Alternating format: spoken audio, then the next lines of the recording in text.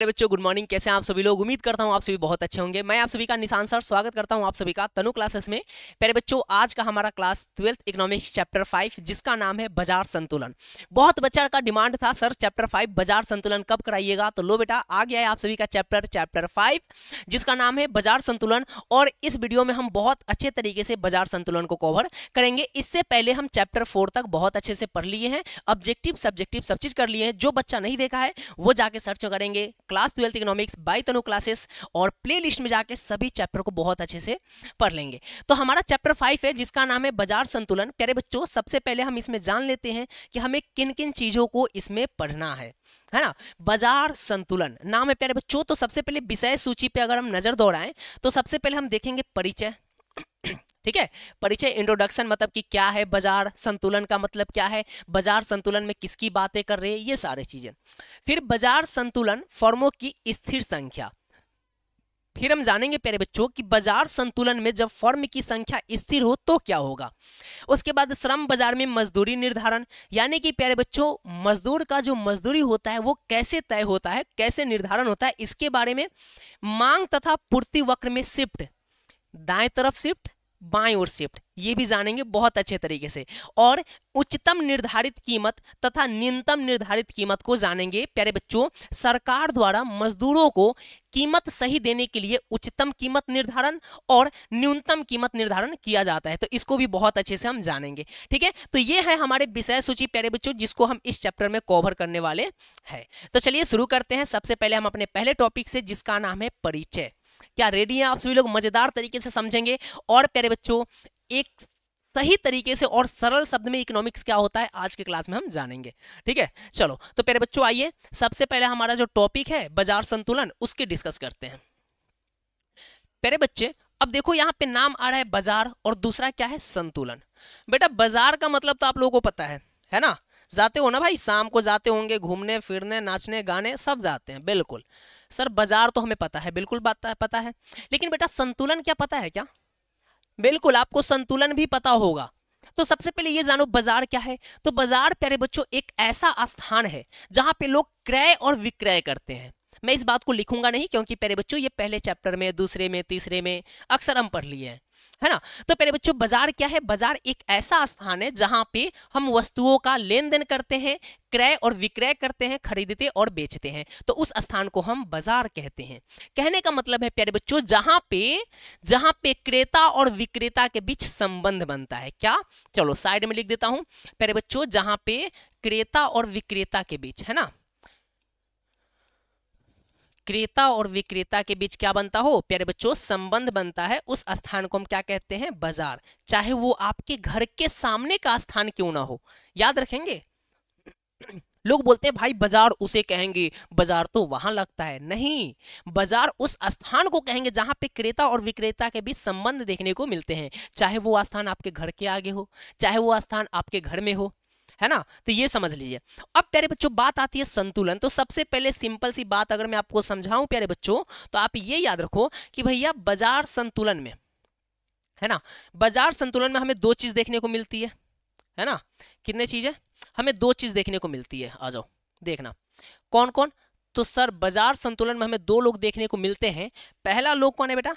तो वो पहला है आपका कंज्यूमर, है ना। बाजार में हमें दो लोग देखने को मिलते हैं, एक कंज्यूमर और दूसरा क्या? प्रोड्यूसर। ठीक है, ध्यान से समझिएगा। मैंने बोला प्यारे बच्चों पहला हमें देखने को मिलता है कंज्यूमर, यानी कि जिसे हम कहते हैं उपभोक्ता, है ना। और दूसरा क्या देखने को मिलता है भैया? दूसरा हमें देखने को मिलता है प्रोड्यूसर, जिसे हम क्या कहते हैं? उत्पादक। उत्पादकता कह लो, उत्पादक कह लो, कोई दिक्कत नहीं है। ठीक है, बाजार में ये दो लोग हमें देखने को मिलता है। कौन कौन? एक तो उपभोक्ता, है ना, जो खरीदता है, और दूसरा प्यारे बच्चों जो बेचता है, यानी कि जो उत्पादक जो उत्पादन करता है। ये दो लोग हमें देखने को मिलता है। प्यारे बच्चों यहीं पे अगर हम बात करें तो कंज्यूमर क्या करता है? तो प्यारे बच्चों कंज्यूमर करता है डिमांड।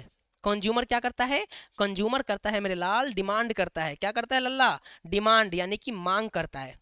कंज्यूमर कौन है? हम लोग हैं भाई। हम लोग क्या करते हैं? हम लोग मांग करते हैं भैया हमें दो, और हमारी मांग को पूरा कौन करता है? प्रोड्यूसर करता है। ध्यान से समझो बैलेंस कैसे होता है ना, ये समझा रहा हूं। प्रोड्यूसर क्या करता है? सप्लाई करता है,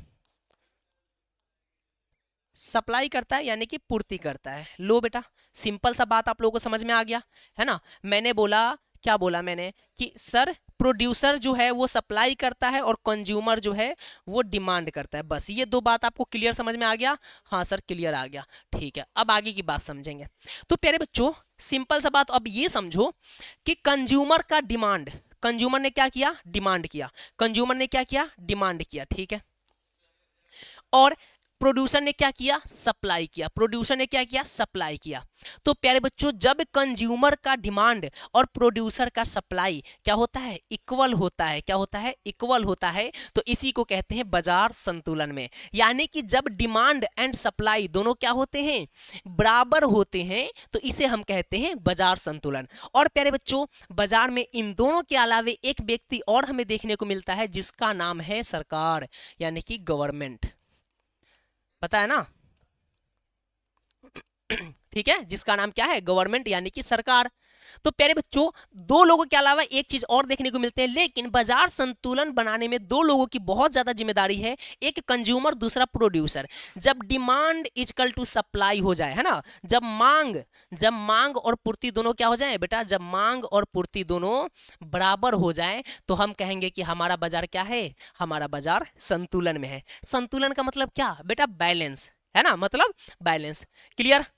अब यहां पे प्यारे बच्चों देखो, यहां पे डिमांड है तो यहीं से निकल के आता है प्यारे बच्चों डिमांड्स लॉ। यहीं से निकल के आता है डिमांड्स लॉ, है ना, यहीं से निकल के क्या आता है? Demands law.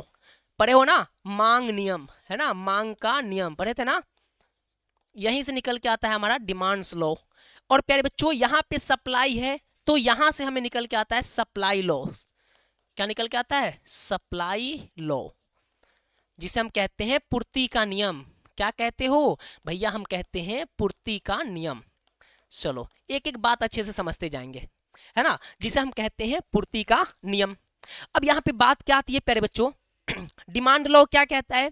मांग का नियम कहता है कि प्यारे बच्चों मांग का नियम कहता है कि जब किसी वस्तु का कीमत बढ़ता है, जब किसी वस्तु का कीमत बढ़ता है तो डिमांड क्या होगा? डिमांड कम होता है। डिमांड और सप्लाई, अब ध्यान से समझो, डिमांड और सप्लाई यह दोनों प्यारे बच्चों किस पे टिका हुआ है? यह दोनों प्राइस पे टिका हुआ है। किस पे? प्राइस पे, कीमत पर टिका हुआ है। इस बात को याद रखेंगे। दोनों किस पे टिके हुए हैं? दोनों किस पे टिके हुए हैं? दोनों कीमत पर रुका हुआ है ना। अब यहाँ पे देखो हमें दो चीज देखने को मिलती है ना। हमें क्या? हमें दो चीज देखने को मिलती है। क्या? तो सर बात आती है कि अगर प्राइस बढ़ेगा, है ना, अगर प्राइस बढ़ता है तो डिमांड कम होता है, और अगर प्राइस घटता है तो डिमांड ज्यादा होता है। ये मांग का नियम कहता है ना। और पूर्ति का नियम क्या कहता है? सप्लाई लॉ कहता है कि अगर कीमत बढ़ेगा तो सप्लाई बढ़ेगा, कीमत घटेगा तो सप्लाई भी घटेगा।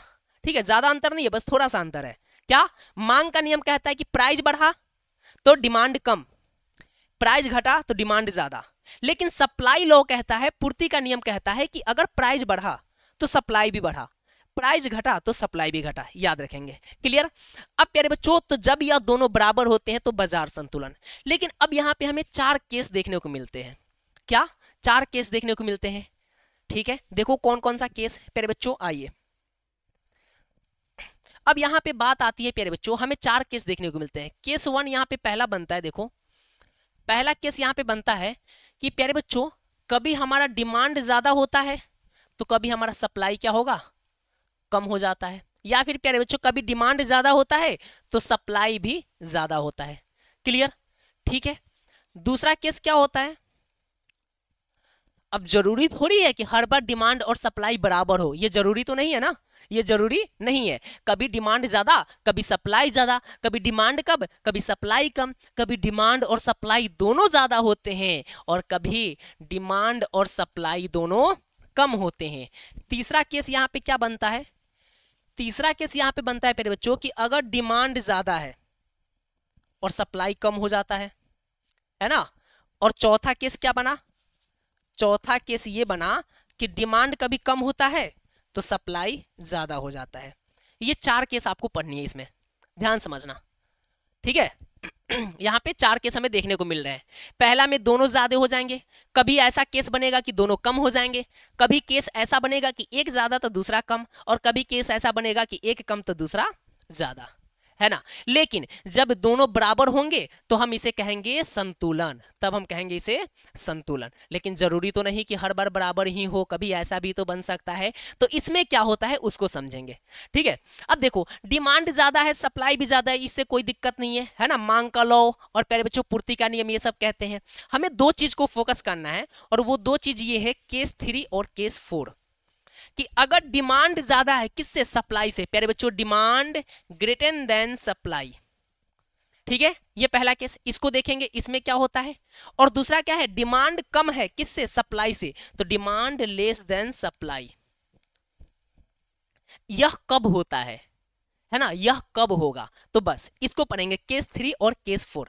तो प्यारे बच्चों इस बात को याद रखेंगे, पहले इस बात को याद रखेंगे हम कि जब डिमांड हमारा सप्लाई से ज्यादा होता है, जब डिमांड हमारा सप्लाई से ज्यादा हो तो इसे हम कहते हैं आधिक्य मांग। क्या कहते हैं, इसी को कहते हैं आधिक्य मांग। क्लियर। और प्यारे बच्चों जब हमारा डिमांड कम होता है किससे, सप्लाई से, यानी कि ज्यादा कौन हो गया, सप्लाई ज्यादा है, पूर्ति ज्यादा है, तो इसे कहेंगे हम आधिक्य पूर्ति, ठीक है, आधिक्य पूर्ति।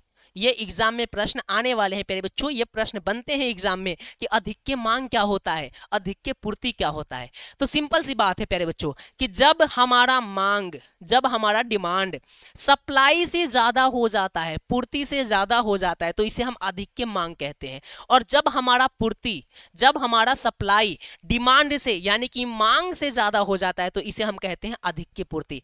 ऑलराइट, क्लियर हो गया ना। चलो अब एक चीज आपको मैं दिखा रहा हूं, वो अच्छे से देखेंगे। पहले बच्चों हम पहले एक केस को कवर करते हैं, वो हमारा क्या है कि डिमांड हमें क्या है, डिमांड ज्यादा है किससे, डिमांड ज्यादा है सप्लाई से।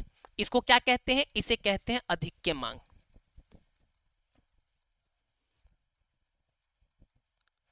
तो बस एक लाइन में क्या लिखेंगे पहले बच्चों, एक लाइन में लिखेंगे यहां पे कि जब हमारा मांग किससे ज्यादा हो, जब हमारा मांग पूर्ति से, जब हमारा मांग पूर्ति से ज्यादा हो जाता है, पूर्ति से ज्यादा होता है, तो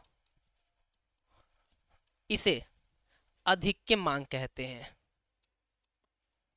तो इसे आधिक्य मांग कहते हैं। बस ये पहला केस। और ऐसा कब होगा प्यारे बच्चों, डिमांड ज्यादा कब होगा, डिमांड ज्यादा तभी होगा जब हमारा कीमत क्या होगा, जब हमारा कीमत कम होगा।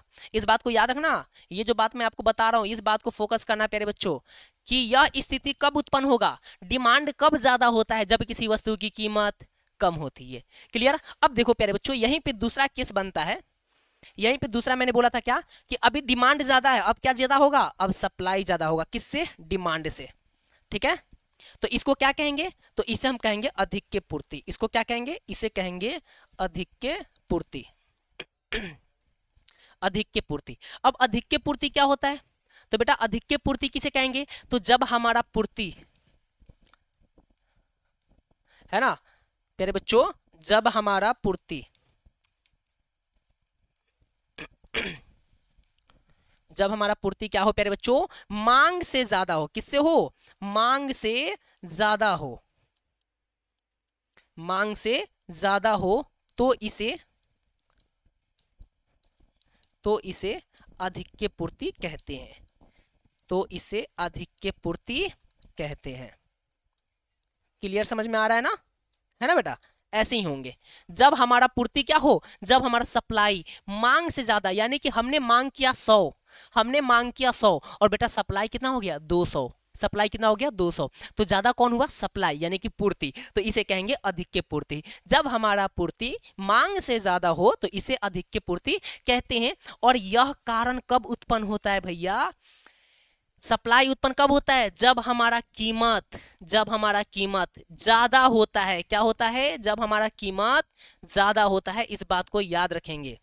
यह स्थिति तब उत्पन्न होगी जब कीमत ज्यादा होगी। अगर बाजार में किसी वस्तु की कीमत ज्यादा है तो लोग सोचते हैं भैया कि ज्यादा से ज्यादा सप्लाई करेंगे और उतना ज्यादा पैसा कमाएंगे, ठीक है। लेकिन यह वाला स्थिति तब उत्पन्न होती है, आधिक्य मांग की स्थिति तब उत्पन्न होती है जब कीमत कम होता है, जब कीमत कम होता है तो लोग बोलते हैं ओ भैया और खरीदेंगे, हम तो 4 किलो ले लेंगे, है कि नहीं?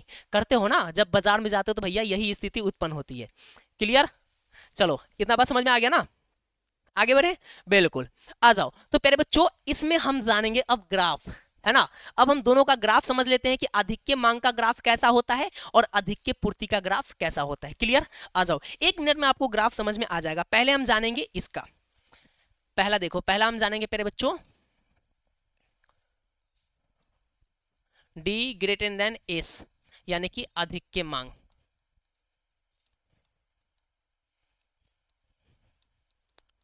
आधिक्य मांग, ठीक है। और प्यारे बच्चों यह स्थिति कब उत्पन्न होती है? यह स्थिति उत्पन्न होती है कब? जब हमारा कीमत क्या हो? जब हमारा कीमत कम होता है ना? जब हमारा कीमत कम होता है तो हम डिमांड ज्यादा करते हैं। अब जरा ग्राफ पे नजर दौड़ाएंगे, ठीक है प्यारे बच्चों? अब ग्राफ पे नजर दौड़ाते हैं, आइए इधर बनाते हैं। चलो देखिए ग्राफ ध्यान से, ठीक है, क्योंकि ग्राफ एग्जाम में आएंगे और जब आप ग्राफ ध्यान से देखोगे तो आपको अच्छे से समझ में आ जाएगा, ठीक है। तो प्यारे बच्चों एक तरफ हम कर लेते हैं कीमत, इधर हम रख लेते हैं कीमत, ठीक है, और इधर हम रखते हैं क्या? मांग। इधर हम रखते हैं मांग यानी कि डिमांड। ओके, आइए अब प्यारे बच्चों देखना, जरा लिख लेते हैं कीमत। कीमत क्या है हमारा?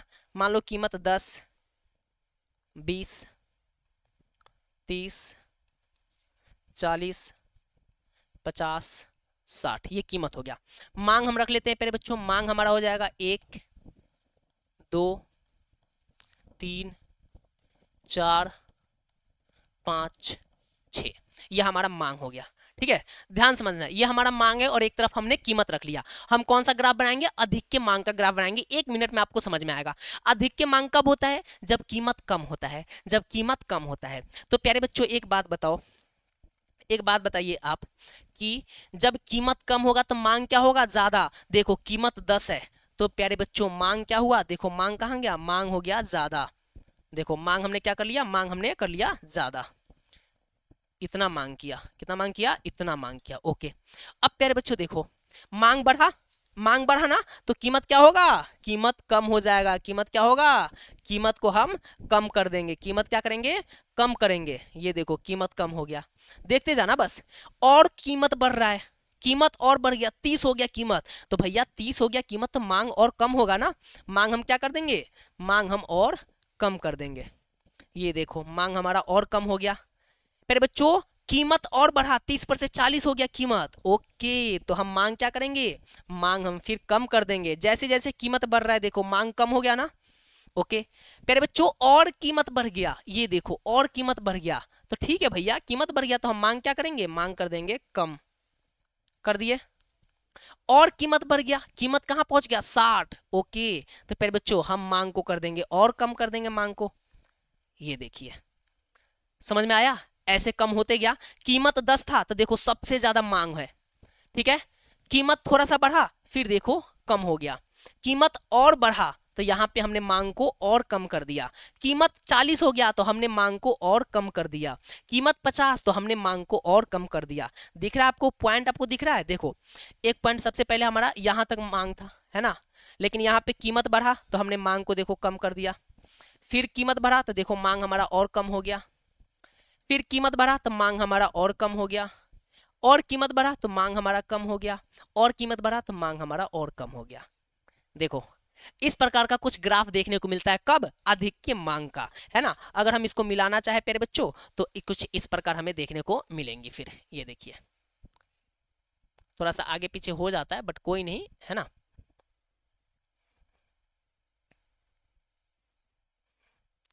चलो ये देखो प्यारे बच्चों ये हो गया, कुछ इस प्रकार हमें देखने को मिलती है। ये रहा हमारा क्या? आधिक्य मांग। देखा, ये हो गया हमारा आधिक्य मांग। समझ में आया?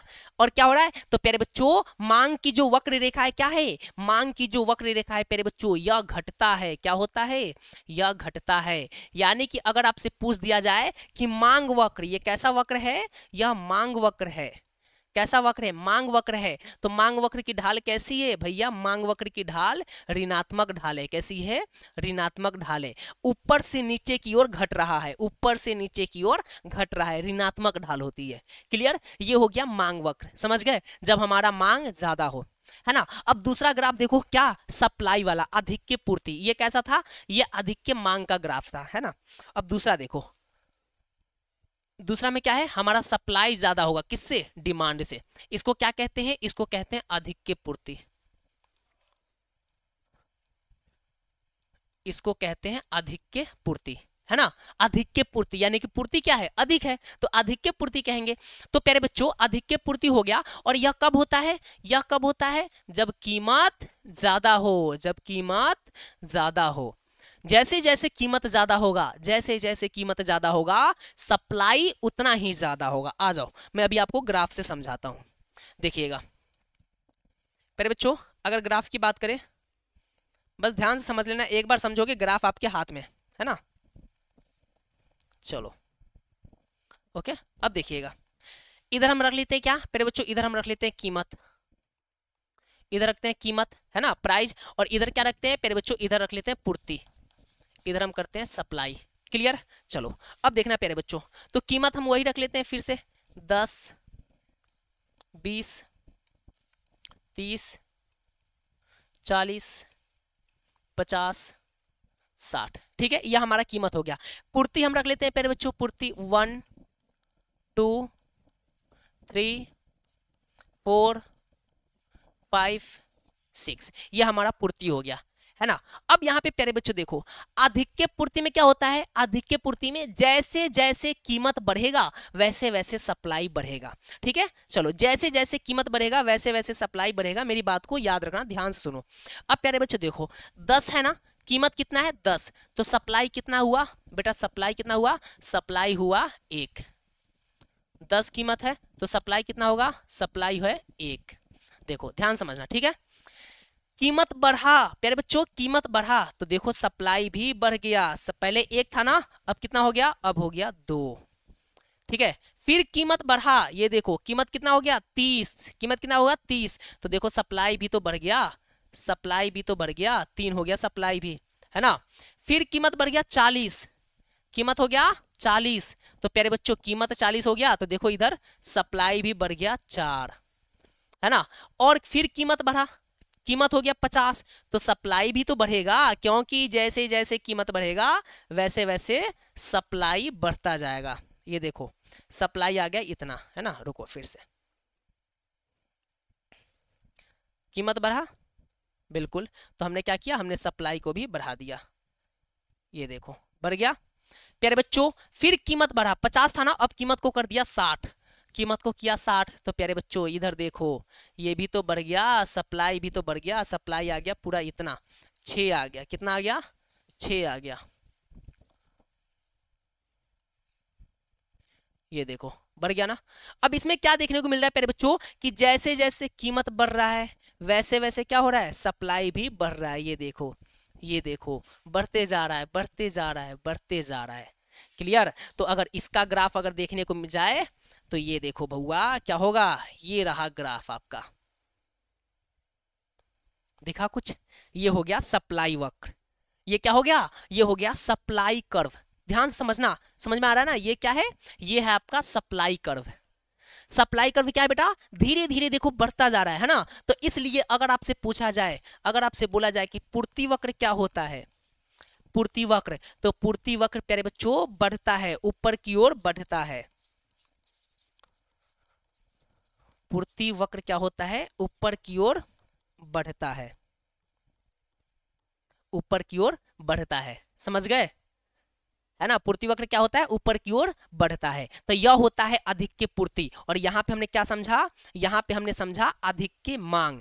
मांग वक्र हमेशा घटता है, ऋणात्मक ढाल होता है, लेकिन प्यारे बच्चों पूर्ति वक्र बढ़ता है, कीमत के साथ साथ वो बढ़ते जाता है। क्लियर? तो ये होता है प्यारे बच्चों। समझ में आ रही है बात ना? है ना, समझ में आ रही है बात प्यारे बच्चों अच्छे तरीके से?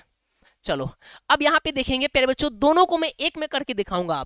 अब देखो, अब अधिक के मांग और अधिक के पूर्ति दोनों को एक में दिखाऊंगा तो आपको और ज्यादा से क्लियर हो जाएगा, है ना। हम दोनों को एक में देखने वाले हैं। इंटरेस्टिंग बात बेटा, अब इंटरेस्टिंग और बढ़ जाएगा, है ना। हम क्या देखेंगे, अब दोनों केस एक साथ देखेंगे। डिमांड ज्यादा होगा, अधिक के मांग, और प्यारे बच्चों अधिक के पूर्ति, दोनों केस को एक में देखेंगे, है ना। दिख रहा है, नहीं दिख रहा है? चलो मैं दिखाता हूं, अभी दोनों केस को एक में देखेंगे। क्लियर? चलो अब दिख रहा है। ओके, अब देखिएगा प्यारे बच्चों, अलग अलग तो देख लिए ना, अब एक में देखते हैं। आइए, चलो बस ध्यान दीजिएगा एक में कैसे होता है ना, थोड़ा सा ध्यान दोगे आपको सीधा समझ में आएगा, सीधा समझ में आएगा। क्लियर है ना। अब देखिए प्यारे बच्चों, इधर क्या है, इधर हमारा है कीमत, इधर क्या है, इधर हमारा है कीमत, है ना। इधर कीमत, और इधर हम क्या रखेंगे, इधर हम दोनों रखेंगे, मांग तथा पूर्ति दोनों रखेंगे, क्योंकि दोनों को हम एक में करने वाले हैं।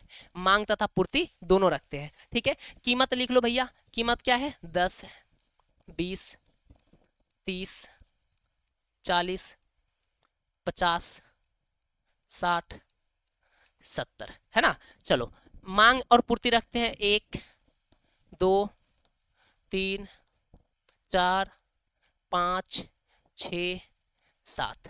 क्लियर? और ये हमारा एक्स अक्ष होता है, ये तो पता ही है, और ये वाई अक्ष होता है भैया, ये तो कोई बताने वाली बात है नहीं, ये तो पता ही है ना। तो सबसे पहले क्या देखेंगे, सबसे पहले इस केस को देखते हैं, किसमें, अधिक के मांग को। सबसे पहले इस केस को देखेंगे, अधिक के मांग, अधिक के मांग। अब देखो दोनों को एक में कर रहे हैं, कोई दिक्कत नहीं है, क्योंकि मैंने पहले समझा दिया है। अधिक के मांग कब होता है बेटा, अधिक के मांग कब होता है, जब कीमत क्या होता है, जब कीमत कम होता है, तब हमारा अधिक के मांग होता है। ठीक है, तो चलो हम कीमत कम करते हैं, देखते हैं। तो प्यारे बच्चों देखो, हमारा क्या है, कीमत कम है ना, कीमत क्या है, कीमत कम है, 10 है, तो मांग क्या होगा, ज्यादा या कम, बेटा मांग होगा ज्यादा। कम कीमत पर हम मांग क्या करते हैं, कम कीमत पर हम मांग ज्यादा करते हैं, कम कीमत पर हम मांग ज्यादा करते हैं। देखो हमने मांग ज्यादा कर लिया ना, है ना, मांग हमने कर लिया ज्यादा। फिर कीमत बढ़ा, बेटा 10 पर से 20 कीमत आ गया, तो हम मांग क्या करेंगे, बताओ, मांग क्या हम करेंगे, मांग हम कम करेंगे। मांग क्या करेंगे, मांग हम कम कर देंगे, कर दिए। फिर कीमत बढ़ा, तो कीमत बढ़ेगा प्यारे बच्चों, तो मांग को हम क्या करेंगे, मांग को हम करेंगे कम, मांग को हम करेंगे कम, कर दिए। फिर कीमत बढ़ गया, ओ कीमत बढ़ेगा तो मांग क्या करेंगे, मांग करेंगे कम, 4 आ गया। फिर कीमत बढ़ गया, 50 हो गया कीमत, तो भैया 50 हो गया तो चलो ना मांग को कम कर देंगे, क्या दिक्कत है। ये देखो 4 पर से 3 आ गया, है ना। कीमत बढ़ेगा मांग कम होगा, कीमत बढ़ेगा मांग कम होगा, कीमत बढ़ेगा मांग कम होगा। क्लियर, समझ में आ गया ना। ये है अधिक के मांग। जैसे जैसे कीमत बढ़ रहा है, देखो बेटा, जैसे जैसे कीमत बढ़ रहा है ना, जैसे जैसे कीमत बढ़ रहा है, मांग क्या हो रहा है, कम हो रहा है। देखो कीमत बढ़ रहा है, मांग क्या हो रहा है, मांग कम होता जा रहा है। ये देखो मांग हो गया कम, हो गया ना। इसको एक लाइन से दर्शा देते हैं, है ना। कौन सा लाइन से, इस लाइन से दर्शाते हैं। चलो ये, चलो कुछ लाइन को हम ऐसे डॉट करते दिखा देते हैं। ये हो गया। ये कौन सा लाइन है प्यारे बच्चों, ये डिमांड लाइन है। कौन सा लाइन है, ये डिमांड लाइन है, यानी कि मांग वक्र है। कौन सा वक्र है, मांग वक्र। क्लियर, मांग वक्र क्लियर। अब इसी में प्यारे बच्चों हम पूर्ति वक्र समझेंगे, इसी में हम पूर्ति वक्र समझेंगे, ये इसी में हम समझेंगे पूर्ति वक्र। अब पूर्ति वक्र कब होता है बेटा, अधिक के पूर्ति कब होता है, अधिक के पूर्ति कब होता है, जब हमारा कीमत ज्यादा होता है, जब हमारा कीमत ज्यादा होता है। ठीक है, आइए आइए मैं आपको भी दिखाता हूं, देखो कैसे, बहुत ईजी है, बहुत ईजी है प्यारे बच्चों। ईजी कैसे है वो सर जानते हैं। देखो अब प्यारे बच्चों, अधिक के पूर्ति में क्या होता है, जैसे जैसे कीमत ज्यादा होगा वैसे वैसे सप्लाई वक्र क्या होगा, बढ़ेगा, सप्लाई वक्र क्या होगा, बढ़ेगा। तो प्यारे बच्चों ये देखो, सबसे पहले हम बात करें, ये देखो कीमत क्या है, कम है, कीमत क्या है, कम है, तो कीमत कम है बेटा, तो सप्लाई भी तो कम होगा, सप्लाई देखो कम हो गया, है ना। फिर कीमत बढ़ा, कीमत बढ़ा तो देखो सप्लाई भी बढ़ गया, कीमत बढ़ा सप्लाई भी बढ़ गया, है ना। फिर कीमत बढ़ा, देखो सप्लाई बढ़ेगा, सप्लाई बढ़ गया। फिर कीमत बढ़ा, ये देखो, तो चलो भैया कीमत बढ़ा तो सप्लाई भी तो बढ़ेगा, ये देखो देखते जाओ, कीमत बढ़ रहा है ना, कीमत क्या हो रहा है, कीमत बढ़ रहा है, तो देखो सप्लाई भी क्या हो रहा है, सप्लाई बढ़ते जा रहा है। एक मिनट, जैसे जैसे कीमत बढ़ रहा है वैसे वैसे सप्लाई बढ़ते जा रहा है। ये देखो, ये देखो, अब देखो कीमत सबसे ज्यादा हो गया तो सप्लाई भी क्या होगा, सप्लाई भी होगा ज्यादा, सप्लाई भी होगा ज्यादा। कहाँ भाग गया भाई चलो, कीमत देखो ज्यादा हो गया तो सप्लाई भी क्या होगा, सप्लाई भी होगा ज्यादा। ये देखो, आई बात समझ में? तो ये कौन सा वक्र हो गया, ये हो गया हमारा पूर्ति वक्र। ये कौन सा वक्र हो गया, पूर्ति वक्र। देखो बढ़ते जाएगा बढ़ते जाएगा बढ़ते जाएगा बढ़ते जाएगा, है ना। एक लाइन द्वारा इसको हम खींच देते हैं, अभी आपको दिख जाएगा, है ना। ये लाइन देखो, अब ये हो गया हमारा पूर्ति वक्र। कौन सा वक्र हो गया, ये हो गया हमारा पूर्ति वक्र। इसको थोड़ा सा ऐसे मिला देंगे जिससे आपको समझ में आ जाएगा। चलो कोई नहीं, इसको आप यहीं पे समझ लो, है ना। मान लो ये लाइन ये रहा, ठीक है। ये देखो, अब प्यारे बच्चों यहाँ पे देखने वाली बात ये है, अब यहाँ पे देखने वाली बात ये है प्यारे बच्चों कि एक लाइन ऐसा है, एक लाइन ऐसा है जहां पे दोनों बराबर हो रहे हैं, है ना। एक बिंदु ऐसा है जहां पे दोनों बराबर हो रहे हैं। कौन सा प्यारे बच्चों, डिमांड भी बराबर हो रहा है। कौन सा, डिमांड भी बराबर हो रहा है सप्लाई के बराबर। कौन सा पॉइंट है बेटा, 40। देखो यह पॉइंट, देखो यह पॉइंट पे दोनों एक दूसरे को काट रहे हैं, है ना। तो इस बिंदु को क्या कहेंगे, इस बिंदु को कहेंगे बाजार संतुलन, है ना। इस बिंदु को कहेंगे बाजार संतुलन। यानी कि इस बिंदु पे क्या है, इस बिंदु पे प्यारे बच्चों, इस बिंदु पे हमारा मांग और सप्लाई, मांग बराबर पूर्ति है। इस बिंदु पे मांग बराबर पूर्ति है। क्लियर। ये था प्यारे बच्चों आपका आधिक्य मांग आधिक्य पूर्ति। थोड़ा सा ग्राफ है बट आपको समझना पड़ेगा, है ना, लेकिन आपको समझना पड़ेगा। क्लियर है ना। आगे बढ़े, इतना में किसी को कोई दिक्कत नहीं है ना। अब थोड़ा सा और आगे देखेंगे प्यारे बच्चों तो और आपको अच्छे से समझ में आ जाएगा। ठीक है, आ जाओ। अब यहाँ पे देखो प्यारे बच्चों, बाजार संतुलन आप समझ गए, दोनों बराबर होते हैं, ठीक है। आगे देखो प्यारे बच्चों, मांग और पूर्ति संतुलन, है ना। मांग और पूर्ति संतुलन क्या है, किसी वस्तु की मांग और पूर्ति एक समान स्तर पर होती है, यानी खरीदार जितनी मात्रा खरीदना चाहता है विक्रेता भी उतनी ही बेचना चाहता है। जितना हम खरीदना चाहेंगे उतना ही बेचना चाहेगा। ठीक है, तो यह सब पढ़ लीजिएगा और अच्छे से। प्यारे बच्चों, संतुलन बिंदु पर निर्धारित कीमत संतुलन कीमत या साम्य कीमत कहलाता है। आ गया समझ में, संतुलन बिंदु पर, है ना। और हमारा संतुलन बिंदु कौन सा है बेटा, ये संतुलन बिंदु है। तो इस बिंदु पर हम क्या कहेंगे, संतुलन कीमत।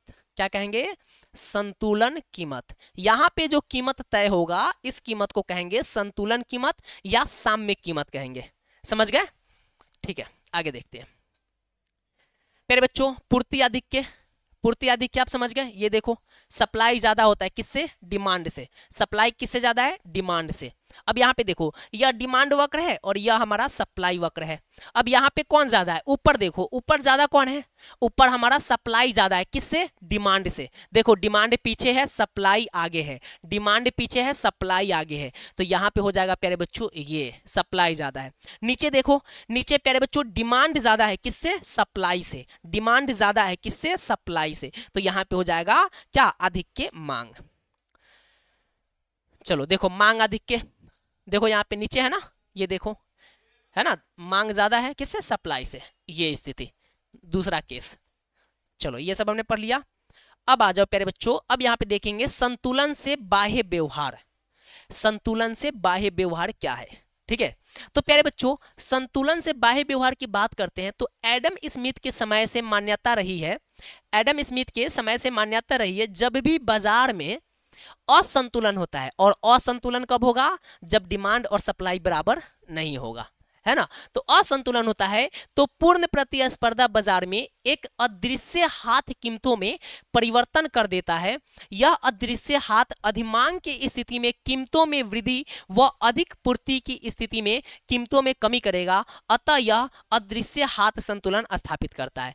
संतुलन से बाह्य व्यवहार यानी कि प्यारे बच्चों, जब बाजार में हम असंतुलन देखते हैं, क्या देखते हैं, असंतुलन। अब असंतुलन कहने का मतलब क्या, कि जब मांग और पूर्ति बराबर नहीं होता है तो हम क्या करते हैं, हम उसको बराबर करने की कोशिश करेंगे। या तो हम मांग को घटा देंगे पूर्ति को बराबर करने के लिए, या तो हम पूर्ति को बढ़ा देंगे मांग को बराबर करने के लिए, है ना, इस प्रकार से। चलो तो ये हो गया।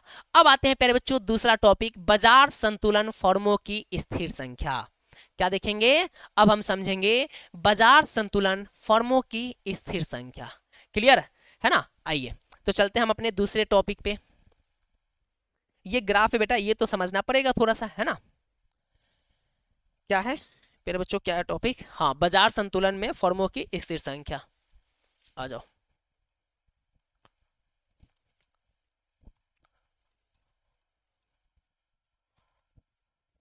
बाजार संतुलन में फर्मों की स्थिर संख्या।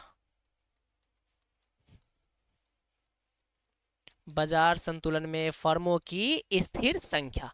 क्लियर, ये हमारा टॉपिक। चलिए ठीक है, इसको देखते हैं। अब प्यारे बच्चों, बाजार संतुलन के बारे में तो आप लोगों ने समझ लिया। बाजार संतुलन के बारे में आप लोगों ने समझ लिया कि भैया बाजार संतुलन कब हो रहा है, जब डिमांड और सप्लाई बराबर है।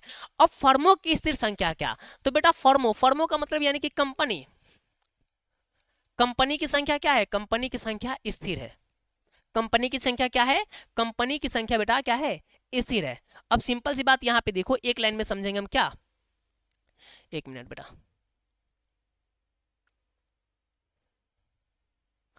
अब देखो पहले बच्चों, फर्मों की स्थिर संख्या यानी कि कंपनी क्या है? कंपनी हमारा स्थिर है। वो कैसे? अब यहां पे अगर हम बात करें पहले बच्चों कि एक बाजार है,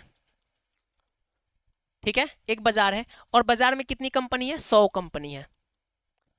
बाजार में कितनी कंपनी है? 100 कंपनी है। और प्यारे बच्चों, यह 100 कंपनी है, तो संतुलन की अगर बात करें, बाजार में अगर संतुलन की बात करें तो कब होगा? जब जितना खरीदने वाला होगा, जितना खरीदने वाला होगा उतना ही अगर बेचने वाला हो तो क्या कहेंगे? संतुलन हो। यानी कि प्यारे बच्चों, हमने क्या किया, 100 कंपनी है और हमारी मांग कितनी है? प्यारे बच्चों 100 कंपनी है और हमारी मांग है, हमारी मांग कितनी है? हमारी मांग 70 केजी है। कितना है? हमारी मांग है 70 केजी। ध्यान समझना प्यारे बच्चों, कंपनी 100 है, फर्मों की संख्या स्थिर है, कंपनी की संख्या स्थिर है और मांग हमने 100 केजी किया। तो बेटा 100 कंपनी है और मांग हमने 70 केजी किया, तो यह कंपनी हमें 70 केजी पूर्ति की। हमने 70 केजी की मांग किया तो 70 केजी पूर्ति भी हो गया। बताओ इस स्थिति में हम बोलेंगे कि बाजार संतुलन है कि नहीं? बिल्कुल, हमारा बाजार क्या है? हमारा बाजार संतुलन है। हमारा बाजार क्या है? हमारा बाजार संतुलन है। क्यों? क्योंकि हमने जितना मांग किया उतना ही पूर्ति हो गया। अब यह तो पहला बात हो गया, यह हो गया पहला बात। अब यहाँ पे दूसरा बात क्या होता है प्यारे बच्चों? यहाँ पे दूसरी बात आती है कि अब कंपनी की संख्या बढ़ेगी। अब कंपनी की संख्या क्या हो गई? अब कंपनी की संख्या बढ़ेगी। तो कंपनी की जब संख्या बढ़ती है प्यारे बच्चों, जब कंपनी की संख्या बढ़ी तो मांग तो हमारा नहीं ना बढ़ा। मांग कितना है? मांग हमारा 70 केजी है, लेकिन कंपनी की संख्या बढ़ के कितनी हो गई? 150। कंपनी कितनी हो गई? कंपनी की संख्या बढ़ के 150 होगी। मांग हमने 70 केजी किया और यह कंपनी पूर्ति कितना कर दी? भैया पूर्ति 90 केजी कर दी। पूर्ति 90 केजी कर दी। तो बताओ इस स्थिति में क्या बाजार संतुलन होगा? इस स्थिति में क्या बाजार संतुलन होगा? नहीं, इस स्थिति में बाजार संतुलन नहीं होगा। क्यों? क्योंकि फर्मों की संख्या स्थिर नहीं है, फर्मों की संख्या बढ़ गई, जिसकी वजह से मांग और पूर्ति बराबर नहीं हो पाई। इसलिए जब हम कहेंगे कि जब बाजार में फर्मों की संख्या स्थिर नहीं है तो मांग और पूर्ति बराबर नहीं होती है, जिस वजह से बाजार संतुलन नहीं होता है। अब यहाँ पे तीसरा केस और होता है बेटा। तीसरा केस क्या है? तीसरा केस ये है कि कंपनी की संख्या घट गई, है ना। ये भी तो हो सकता है कि कंपनी की संख्या क्या हो गई? कंपनी की संख्या घटेगी। कंपनी की संख्या क्या होगी? घटेगी। अब प्यारे बच्चों 100 कंपनी थी तो अब घट के आ गई 80 कंपनी। 80 कंपनी, कितनी? 80 कंपनी हो गई। और प्यारे बच्चों जब 80 कंपनी हुआ तो मांग कितना है? मांग तो हमारा 70 केजी है। मांग हमारा 70 केजी है, लेकिन बेटा कंपनी की संख्या कम हो जाने के कारण पूर्ति कितना हुआ? पूर्ति 50 केजी हुआ। क्या बताओ दोनों बराबर हैं क्या? क्या दोनों बराबर हैं क्या? नहीं है। तो क्या बाजार संतुलन में रहेगा? नहीं रहेगा। इसलिए हम कहेंगे कि जब हमारा बाजार में कंपनियों की संख्या स्थिर रहेगी, ना तो बढ़ेगी और ना ही घटेगी, तब बाजार संतुलन में रहेगा। बताओ क्लियर है ना? है कि नहीं? अब ऐसे समझ में, ऐसे ही तो समझेंगे प्यारे बच्चों। यहाँ पे हम देख रहे हैं, है ना, हमने 3 केस बनाया, 1 2 3। और हमने देखा कि जब हमारा कंपनी की संख्या स्थिर है, ना तो बढ़ रहा है ना तो घट रहा है, तो क्या हो रहा है, तब हमें क्या देखने को मिल रहा है कि भैया हमारा बाजार संतुलन में है। लेकिन जैसे बढ़ा और जैसे ही घटा, तब हमें क्या देखने को मिला, तब हमें देखने को मिला सर कि हमारा बाजार संतुलन में नहीं रहा, मांग और पूर्ति बराबर नहीं रहे। क्लियर? चलो आगे देखते हैं। यहाँ पे प्यारे बच्चों वही बात बोल रहा है ना, यहाँ पे वही बात है। देखो बाजार में 5 बेकरी है, रोज मिलकर 500 रोटी बेचती है और खरीदने वाला भी कितना है, 500 रोटी खरीदना चाहता है। यानी कि बेचने वाला भी 500 बेचना चाहता है और खरीदने वाला भी 500 खरीदना चाहता है। तो भैया यहाँ पे मांग और पूर्ति क्या हो गए, मांग और पूर्ति दोनों बराबर हो गए, तो हम कहेंगे बाजार संतुलन में है कि नहीं? क्लियर? चलो आगे बढ़ते हैं। आगे देखना प्यारे बच्चों, अब यहाँ पे देखो यही वो डायग्राम है ना, मैंने बोला था अधिमांग की स्थिति। प्यारे बच्चों पहला स्थिति इसमें उत्पन्न होती है क्या, अधिमांग की स्थिति। और मैंने अभी आपको बताया अधिमांग है ना, आधिक्य मांग कब होती है, अधिमांग की स्थिति तब उत्पन्न होती है जब मांग क्या हो बेटा, अधिमांग की स्थिति। देखो ध्यान से,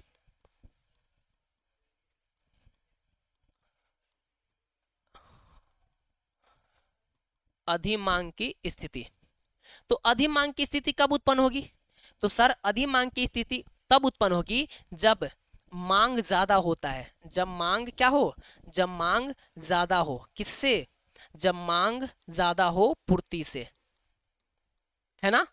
यानी कि प्यारे बच्चों हमारी मांग कितनी हो गई, हमारी मांग है 70 kg, है ना, और पूर्ति कितना हुआ, पूर्ति हुआ 50 kg।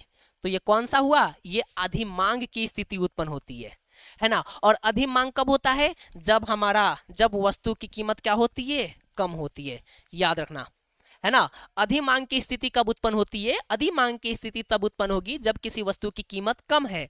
जब हम किसी चीज को सस्ता देखते हैं तो भाई बहुत ज्यादा खरीदते हैं, है ना, क्या करते हैं, बहुत ज्यादा खरीदते हैं। तो प्यारे बच्चों ये याद रखना। और यहीं पे अधिमांग की स्थिति के साथ साथ अधिपूर्ति की स्थिति देख लो, है ना, दोनों उत्पन्न होंगे ना। एक अधिपूर्ति की स्थिति भी उत्पन्न होती है, अधिपूर्ति, अधिपूर्ति की स्थिति। अधिपूर्ति की स्थिति कब उत्पन्न होगी, रुको एक मिनट,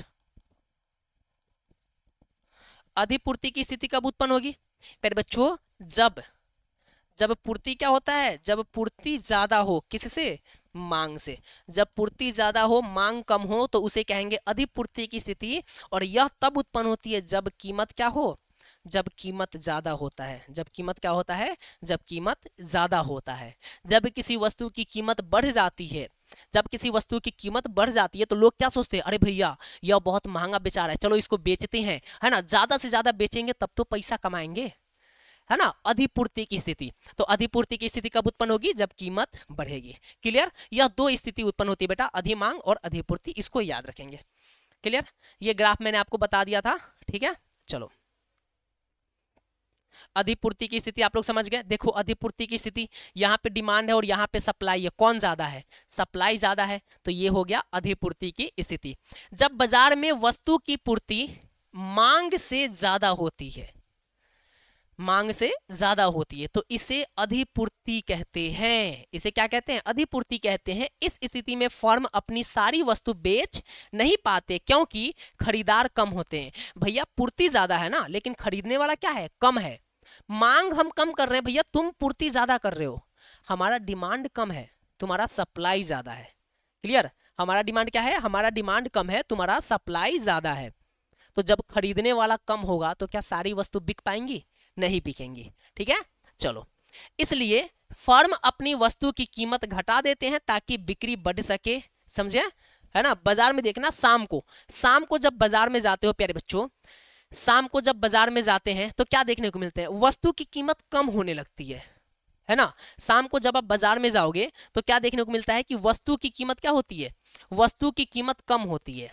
और जब वस्तु की कीमत कम करते हैं, क्यों, क्योंकि सारी की सारी वस्तु बेची जा सके, है ना। वस्तु की कीमत कम करने का कारण एक ही है कि वस्तु क्या हो, ज्यादा से ज्यादा बिक जाए। ठीक है, चलो, धीरे धीरे यह प्रक्रिया चलती रहती है जब तक मांग और पूर्ति बराबर नहीं हो जाती। इस स्थिति में बाजार फिर से संतुलन पर पहुंच जाता है, समझे। बाजार संतुलन की स्थिति में कब पहुंचता है प्यारे बच्चों, तब जब मांग और पूर्ति दोनों क्या होते हैं, बराबर हो जाते हैं। क्लियर, इतना बात क्लियर है ना? चलो रे लल्ला, है ना, इतना बात क्लियर है तो बहुत अच्छा बात है। इतना ही आपको ऐसे ही बस समझते जाना तो और अच्छे से आपको समझ में आते ही जाएगा, कोई दिक्कत नहीं होगी इतने में, ठीक है।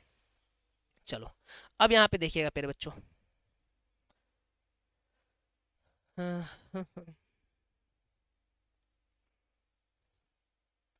चलो अब यहाँ पे प्यारे बच्चों आते हैं श्रम बाजार में मजदूरी निर्धारण। श्रम बाजार में मजदूरी निर्धारण, चलो बहुत अच्छा टॉपिक है प्यारे बच्चों, श्रम बाजार में मजदूरी निर्धारण।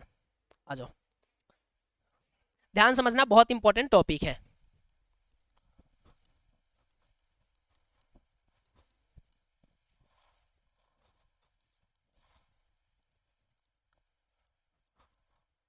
श्रम बाजार में मजदूरी निर्धारण, पहले तो ये समझो प्यारे बच्चों कि भैया श्रम बाजार क्या है ना, पहले यही समझेंगे ना कि श्रम बाजार क्या है सर। मजदूरी निर्धारण तो ठीक है, मजदूरी निर्धारण तो समझेंगे, लेकिन पहले ये समझेंगे कि श्रम बाजार क्या है। तो बेटा देखो, सिंपल सा वर्ड में मैं आपको बताऊं श्रम बाजार के अगर बारे में, तो यह एक ऐसा बाजार है, यह एक ऐसा बाजार है जहां पे मजदूर अपनी मर्जी से, जहां पे मजदूर प्यारे बच्चों अपनी मर्जी से यानी कि अपनी स्वेच्छा से क्या करते हैं, सेवा प्रदान करते हैं, ठीक है, सेवा देते हैं। श्रम बाजार क्या है, श्रम बाजार एक ऐसा बाजार है जहां पे मजदूर अपने मर्जी से, कोई इनको जबरदस्ती नहीं करता है, भैया उनका काम है तो करेगा, नहीं तो नहीं करेगा, क्या वो बाप के नौकर बानी, हाँ हम तो बाप का नौकर है क्या कि जबरदस्ती करा लोगे, नहीं ना, ऐसा नहीं है। तो एक ऐसा बाजार जहां पे मजदूर अपनी मर्जी से अपनी स्वेच्छा से सेवा करते हैं, सेवा देते हैं, तो उस बाजार को कहते हैं श्रम बाजार। अब प्यारे बच्चों श्रम बाजार में मजदूरी निर्धारण, तो याद रखेंगे इस बाजार में जो मजदूरी का निर्धारण होता है प्यारे बच्चों, इस बाजार में जो मजदूरी का निर्धारण होता है वह प्यारे बच्चों वह किस पे निर्भर होता है, वह मांग और पूर्ति पर निर्भर होता है। किस पे, मांग एवं पूर्ति पर, मांग एवं पूर्ति पर निर्धारण होता है। याद रखेंगे श्रम बाजार में जो मजदूरी का निर्धारण है किस पे निर्भर करता है, मांग एवं पूर्ति पर। अब देखो ध्यान से यहां पे समझना प्यारे बच्चों, देखो सेम वही बात है प्यारे बच्चों कि श्रम बाजार वह जगह है जहां पे श्रमिक अपनी सेवा बेचते हैं और नियोक्ता उन्हें काम पर रखते हैं। नियोक्ता माने यानी कि प्यारे बच्चों जो उनको काम पर रखते हैं, है ना, जो उनको काम पर क्या करते हैं, रखते हैं, जो मजदूर होते हैं। जिस मूल्य पर श्रम की मांग और पूर्ति बराबर हो जाती है उसी को संतुलन मजदूरी कहते हैं, है ना। अब यहाँ पे बात आती है संतुलन मजदूरी की, किसकी, संतुलन मजदूरी को। देखो प्यारे बच्चों, अब अगर मान लो बाजार में कोई मजदूर गया, ठीक है बेटा, मान लो कि मैं काम कर रहा हूं, देखो ध्यान से मैं अपने पे समझा रहा हूं, आपको ज्यादा समझ में आएगा, है ना। मेरे बच्चों जैसे कि मैं काम कर रहा हूं, अब मैं काम कर रहा हूं, मैं पढ़ाने आया हूं, तो हमें क्या होगी, सैलरी, है ना, हमने सैलरी की डिमांड की होगी। तो प्यारे बच्चों अगर हम पढ़ा रहे हैं यानी कि हमारी सैलरी मेरे कहने के अनुसार अगर मिली होगी तो मैं यहाँ पढ़ा रहा हूँ। अब दिमाग में तो चल रहा होगा सर बता ही दो कितना है ना ज्यादा नहीं है बेटा, जितना तुम लोग का प्यार है उतना ही है, और कुछ नहीं है ना। तो प्यारे बच्चों अब देखो संतुलन मजदूरी कहने का मतलब क्या है कि एक ऐसा बिंदु जहां पे प्यारे बच्चों क्या हो, जहां पे इनकी डिमांड को पूरा कर दिया गया है, जहां पे इनकी मांग और पूर्ति दोनों क्या हो, जहां पे इनकी मांग और पूर्ति दोनों बराबर हो गए होंगे, उस मजदूरी को क्या कहेंगे, संतुलन मजदूरी, है ना, उस मजदूरी को कहेंगे संतुलन मजदूरी। ध्यान से रखिएगा, ठीक है। अब देखो मजदूरी कैसे तय होती है, भैया मजदूरी कैसे तय होती है, मैंने अभी आपको बताया श्रम की मांग और पूर्ति से मजदूरी तय होती है। हमने बताया ना, मांग और पूर्ति से ही मजदूरी तय किया जाता है। प्राइस मेरे बच्चों किसी भी चीज की कीमत डिमांड और सप्लाई के आधार पे ही पूरा किया जाता है, ठीक है। अब देखो श्रम की मांग, बेटा श्रम की मांग क्या है, तो श्रम की मांग अगर देखो ये मजदूर है, यही तो है श्रम को जो काम करते हैं मजदूर को, ठीक है, वो श्रम होते हैं। तो श्रम की मांग, नियोक्ता जितने श्रमिक रखना चाहते हैं वह श्रम की मांग है। हमने बोला भैया कि हमें घर बनवाना है और घर बनवाने के लिए हमें क्या चाहिए, हमें 20 मजदूर चाहिए। तो हमने कितना मांग किया, हमने 20 मजदूर की मांग की है। तो हमने 20 मजदूर का मांग किया, वो क्या है, वो हमारी मांग हो गई, वो हमने श्रम की मांग किया है, हमने मजदूर की मांग की। यह मांग वस्तु की मांग पर निर्भर करती है। यदि वस्तु की बिक्री बढ़ेगी तो श्रम की मांग भी बढ़ेगी। समझे, श्रम की मांग, है ना, देखो, अगर वस्तु की, है ना प्यारे बच्चों, अगर वस्तु की मात्रा बढ़ेगी, वस्तु की मात्रा क्या हो, वस्तु की मात्रा बढ़ेगी, तो प्यारे बच्चों श्रम की मांग भी बढ़ेगी। दोनों को समझो। हमने एक कंपनी लगा रखा है बेटा, हमने क्या किया है, हमने एक कंपनी लगा रखा है, और इस कंपनी में मान लो हम एक वस्तु बनाते हैं, ठीक है, और अभी इस कंपनी में कितने मजदूर है, 10 मजदूर है। 10 मजदूर मिलके प्यारे बच्चों 50 केजी उत्पादन करते हैं। क्या करते हैं, 50 केजी उत्पादन कर रहे हैं, और अचानक हमें कहीं से डील आ गया भैया कि हमें 100 केजी का चाहिए माल। हमें माल कितना चाहिए, 100 केजी। तो बताओ क्या ये 10 मजदूर मिलकर काम कर सकते हैं क्या, या 10 मजदूर क्या 100 केजी उत्पादन कर सकते हैं, नहीं कर सकते बेटा, है ना। यानी कि हमें वस्तु क्या है, हमें वस्तु की मांग बढ़ गई, वस्तु की मात्रा 50 केजी से 100 केजी हो गया। तो जैसे ही वस्तु की मात्रा बढ़ेगी भैया मजदूर भी ज्यादा रखना पड़ेगा, है ना। हमें उतना उत्पादन करने के लिए हम क्या करेंगे, हम ज्यादा से ज्यादा मजदूर को रखेंगे। समझ गए। और प्यारे बच्चों ये तो हो गया पहला केस। दूसरा बात समझो, मजदूरी दर बढ़ने पर क्या, मजदूरी दर बढ़ने पर श्रम की मांग कम हो जाती है। मजदूरी दर बढ़ने पर श्रम की मांग क्या होगी, कम होगी। अब बोलोगे सर ये कौन सा खेला है भाई। हाँ, वस्तु की मात्रा बढ़ने पर श्रम की मांग बढ़ेगी, लेकिन मजदूरी दर बढ़ने पर श्रम की मांग कम होगी। कैसे, मजदूरी दर समझ रहे हो, जिस पैसे पे वो काम कर रहे हैं। अब हमने फोन लगाया, हेलो हाँ घर बनवाना है, 10 मजदूर चाहिए, पैसा कितना दोगे, पैसा 300 रुपये देंगे। कितना, 300 रुपया। नहीं भाई हम काम नहीं करेंगे। देखो वहीं पे दूसरा आदमी फोन लगाता है, हेलो हाँ घर बनवाना है भाई, 10 मजदूर चाहिए, पैसा कितना दोगे, 500 रुपये देंगे। ठीक है हम अभी आते हैं। भैया मजदूरी दर बढ़ने पे, है ना, हमने बोला कि कितना दोगे, तो 300 देंगे। अरे नहीं भाई तुम्हें कितना चाहिए, हमें 500 रुपये चाहिए। नहीं तो एक काम करो कि 500 रुपये ठीक है। पहले देखो सिंपल सा और अच्छे से समझते हैं, है ना।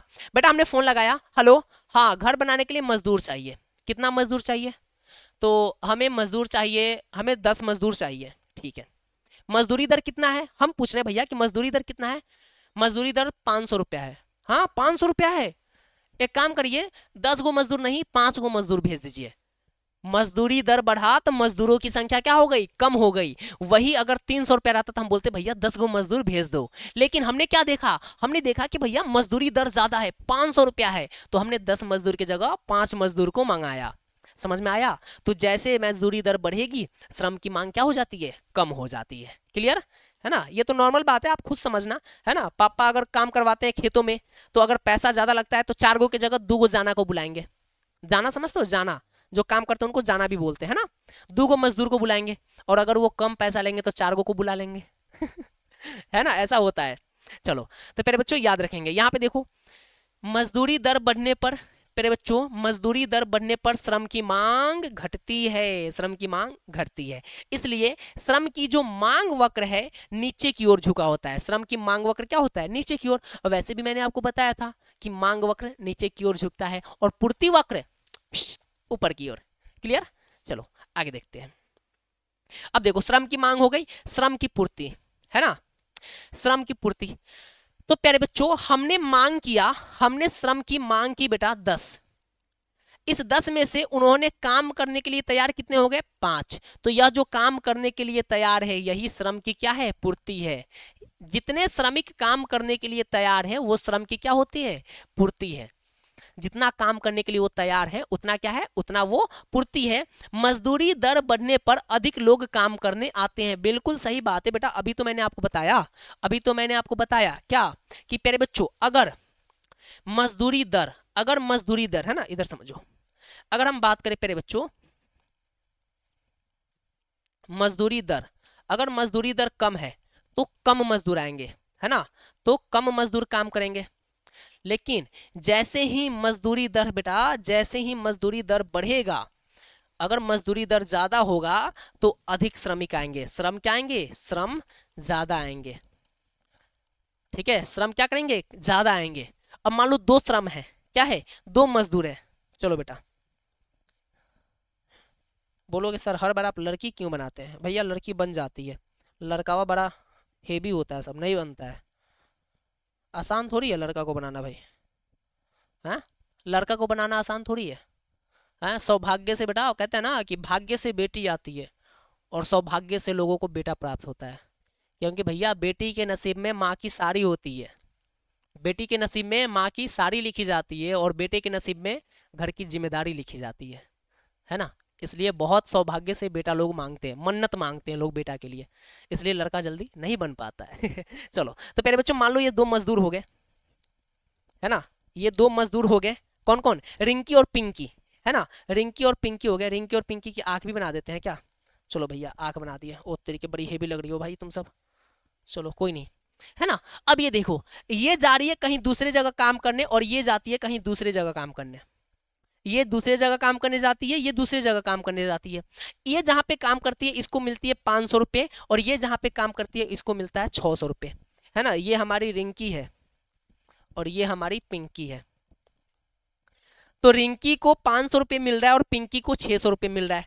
अब बेटा एक दिन रिंकी और पिंकी दोनों दोस्त हैं, एक दिन मिल गए दोनों, अरे भाई अरे बहन तुम कहाँ जा रही है, अरे हम तो काम करने जा रहे हैं, तगाड़ी उठा के मस्त, क्यों का करबे रे बहिनी, पढ़ाई न कलिए हुआ तो कामे करे के पड़ता हो, है ना, इसलिए पढ़ाई कर लो।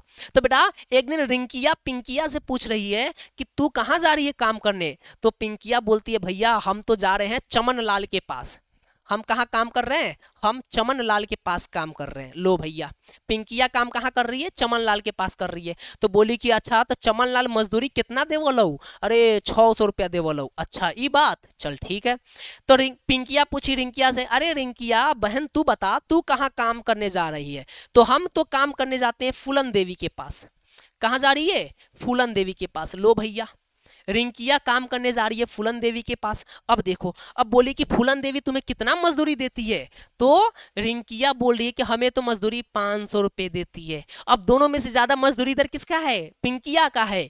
तो रिंकिया कहती है अरे पिंकी बहन एक काम कर, चमन लाल के पास हमको भी ले चलो काम करने के लिए। यानी कि मजदूरी दर अगर ज्यादा है तो काम करने वाले की संख्या भी जल्दी बढ़ जाएगी, है ना, काम करने वालों की संख्या भी जल्दी बढ़ जाती है। समझे, ये उदाहरण था बेटा, है ना, समझाने का। चलो तो इसको याद रखेंगे। अब प्यारे बच्चों यहाँ देखो और कुछ है ना, हाँ यहाँ पे देखो मैंने आपको बताया प्यारे बच्चों कि मजदूरी दर बढ़ने पर अधिक लोग काम करने आते हैं, इसलिए श्रम की जो पूर्ति वक्र होता है ऊपर की ओर झुका होता है। कहाँ होता है, ऊपर की ओर झुका होता है, ठीक है। चलो आगे देखते हैं प्यारे बच्चों, श्रम का मांग वक्र ऋणात्मक ढाल का होता है। कैसा होता है, ऋणात्मक। मांग वक्र कैसा हो, ऋणात्मक होता है, ठीक है, आपको बताइए। क्योंकि ऊंची मजदूरी दर पर फर्म द्वारा कम श्रम की मांग की जाती है। अगर मजदूरी दर ज्यादा हो तो हम क्या करते हैं, रह दे भैया दुएगो मजदूर से हम काम चला लेंगे रहने दे, है कि नहीं। चलो अब आगे देखो, श्रम का पूर्ति वक्र क्या होता है भैया, श्रम का पूर्ति वक्र धनात्मक होता है। क्यों, क्योंकि ऊंचे मजदूरी दर पे लोग ज्यादा काम करने के लिए आते हैं, है ना, इसलिए क्या होता है, धनात्मक होता है ऊपर की ओर। देखो है ना, ये तो मैंने आपको बताया था। यहाँ पे प्यारे बच्चों ये देखो, देखो मांग वक्र देखो नीचे की तरफ है ना, मांग वक्र क्या होता है, ऋणात्मक होता है। देखो है ना, नीचे की ओर, किधर है, नीचे की ओर होता है। सब तो पहले ही बता दिया बेटा मैंने, है ना। और वहीं पे प्यारे बच्चों अगर हम देखें, ये देखो पूर्ति वक्र कहाँ है, ऊपर की ओर। पूर्ति वक्र कहाँ है, ऊपर की ओर। और कैसा होता है, धनात्मक होता है। कैसा होता है, धनात्मक होता है। क्लियर है ना, सब बात मैंने आपको पहले ही पढ़ा दिया, टेंशन नहीं लेना है। चलो आगे देखते हैं। अब प्यारे बच्चों मजदूरी दर बढ़ने पर प्रभाव, मजदूरी बढ़ने पर प्रभाव। देखो मजदूरी बढ़ने पर क्या प्रभाव होता है ना। अब यहाँ पे देखो मजदूरी बढ़ने पर प्रभाव, बेटा सिंपल सा बात अगर समझे,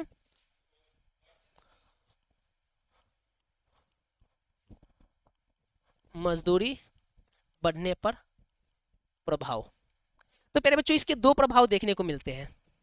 कितने, दो प्रभाव, इसके दो प्रभाव देखने को मिलते हैं। पहला, अधिक लोग काम करने आएंगे, है ना, पहला क्या होंगे, अधिक लोग काम करने आएंगे। देखो इसमें क्या होते हैं, दो प्रभाव देखने को मिलते हैं। पहला क्या है, पहला प्यारे बच्चों मजदूरी दर वृद्धि से अवकाश की अवसर लागत में वृद्धि, जिससे व्यक्ति अवकाश पर कम रहकर अधिक घंटे काम करेंगे। ठीक है, मजदूरी दर में वृद्धि से व्यक्ति की क्रय शक्ति में वृद्धि होती है, अतः वह अवकाश जनित क्रियाओं पर अधिक खर्च कर सकेगा, है ना। यानी कि प्यारे बच्चों जब हम ज्यादा मजदूरी दर देंगे, मजदूरी अगर बढ़ेगा तो लोग अधिक काम करेंगे, है ना। और साथ ही साथ दूसरा प्रभाव क्या होते हैं, अवकाश, मतलब क्या बेटा, छुट्टी, अवकाश क्या होंगे, कम होंगे। लोग सोचेंगे अरे भैया ज्यादा पैसा मिल रहा है, छुट्टी मत करो वरना पैसा कटेगा, है ना। छुट्टी मत करो वरना क्या होगा, पैसा कटेगा। तो लोग कम छुट्टी करेंगे, अवकाश कम रहेंगे, अवकाश पे कम रहेंगे और ज्यादा काम करेंगे। क्या करेंगे, काम ज्यादा करेंगे, है ना, ज्यादा काम करेंगे। क्लियर, इस बात को याद रखेंगे, है ना। अब देखो प्यारे बच्चों यहीं पे बोल रहा है आपका कि श्रम का ऋणात्मक मांग वक्र, श्रम का ऋणात्मक मांग वक्र तथा धनात्मक पूर्ति वक्र द्वारा मजदूरी दर निर्धारित होती है। बिल्कुल, मांग वक्र और पूर्ति वक्र प्यारे बच्चों, मांग वक्र और पूर्ति वक्र, देखो ये रहा मांग वक्र और पूर्ति वक्र, यही दोनों क्या करते हैं, यही दोनों मिलके प्यारे बच्चों मजदूरी का निर्धारण करते हैं। जिस बिंदु पे मांग वक्र और पूर्ति वक्र एक दूसरे को काटते हैं उसे हम मजदूरी निर्धारण बिंदु कहते हैं। जिस बिंदु पे क्या होता है प्यारे बच्चों, यहाँ पे देखो लिखा हुआ है कि जिस बिंदु पर यह एक दूसरे को काटते हैं, अतः परिवारों द्वारा श्रम की पूर्ति फर्मों द्वारा श्रम की मांग के बराबर होती है। समझ गए ना, जिस बिंदु पे भैया वो दोनों कटेंगे वहीं पे क्या होता है, कीमत निर्धारण होता है, मजदूरी निर्धारण होता है। ठीक है, अब देखो प्यारे बच्चों बाजार कीमत क्या है ना, बाजार कीमत क्या है इसको समझ लेते हैं। आइए, बाजार कीमत और प्यारे बच्चों सामान्य कीमत, इन दोनों को समझ लेते हैं एक बार। तो सबसे पहले समझो बाजार कीमत क्या है। तो प्यारे बच्चों बहुत इजी है बाजार कीमत, बहुत इजी है बाजार कीमत।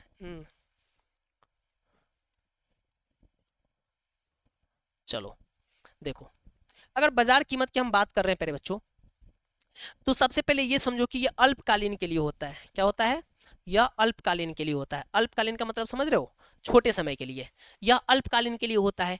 और प्यारे बच्चों बाजार कीमत यानी कि बाजार द्वारा